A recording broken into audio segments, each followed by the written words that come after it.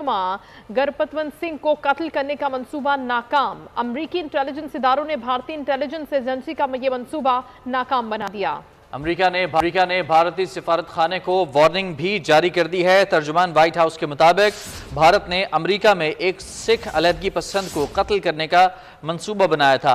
America के वफाकी prosecutor ने ज़िले अदालत में एक भारतीय सिफारतकार के खिलाफ फर्द जुर्म भी दायर कर दी।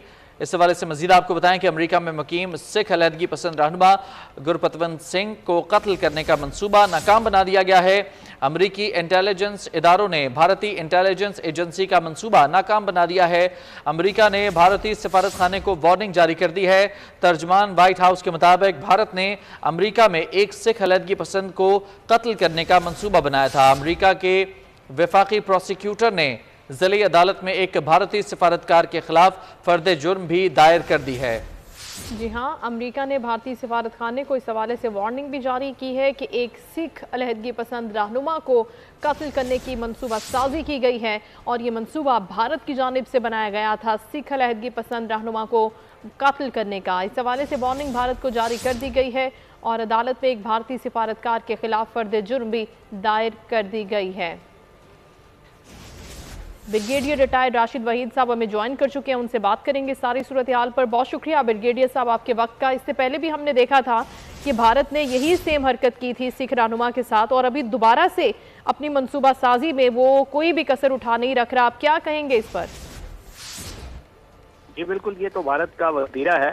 पहले हरदीप सिंह का केस अभी हमारे सामने था कनाडा में और उस पर इन्वेस्टिगेशन अभी जारी है। कनाडा जो है अपनी डिफरेंट ऑप्शंस को अभी भी उसने एक्सप्लोर कर रहा है और आज मैं देख रहा था कि उन्होंने अपना जो वीज़ा प्रोसेस तो दोबारा शुरू कर दिया है, बट स्टिल चूँकि एक कैनेडियन सिटीजन के कत्ल का मामला था तो वो अभी ताज़ा है ज़ख्म उनका।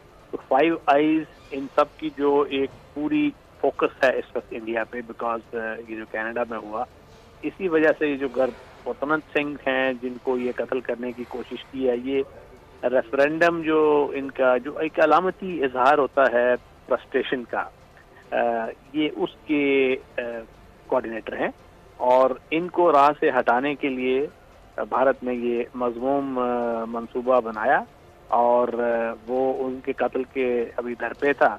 और अगर ये इंटेलिजेंस एजेंसियां अलर्ट ना होती तो ये अभी वो उसका जो कत्ल हो चुका होता। इससे जाहिर होता है कि एक मुल्क चूंकि उसके खिलाफ कोई इंटरनेशनल कम्युनिटी ने सैंक्शंस नहीं लगाई, कोई इंटरनेशनल सिक्योरिटी काउंसिल में इशू नहीं रेज हुआ, कोई इंटरनेशनल क्रिमिनल कोर्ट में नहीं गया, तो इससे उसकी जो हौसला अफजाई हो रही है।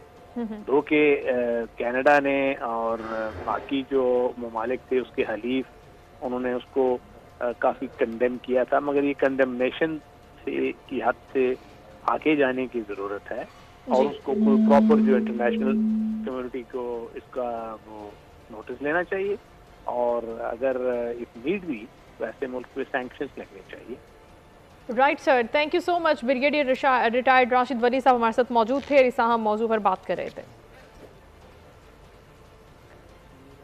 चोर चोरी से